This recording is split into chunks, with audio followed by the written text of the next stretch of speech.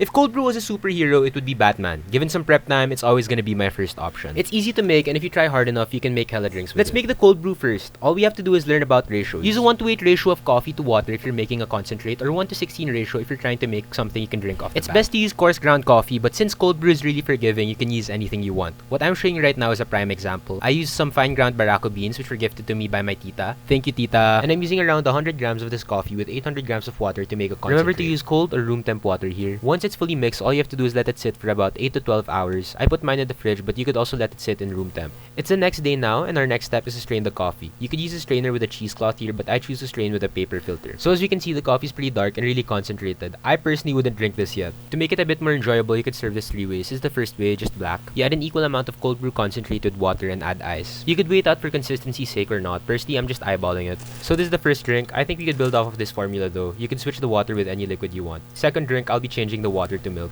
To sweeten it, I'm making a quick simple syrup, a tablespoon of brown sugar, and hot water just to get it dissolved. Once it's dissolved, you put your cold brew in and your milk. And remember, 1:1 ratio of coffee and chosen liquid. You could eyeball it or weigh it out. For me, this is the best variation. It reminds me of an iced coffee from Dunkin' Donuts. Plus, it costs like half the price of it, so it saves me money. Now for the third drink, you could get experimental and use any juice instead of water. To make a kind of orange espresso, but not really, I'm subbing the water out for orange juice. And bang, that's your third drink. It's pretty refreshing. Hope you learned something today. That's all. See you next time.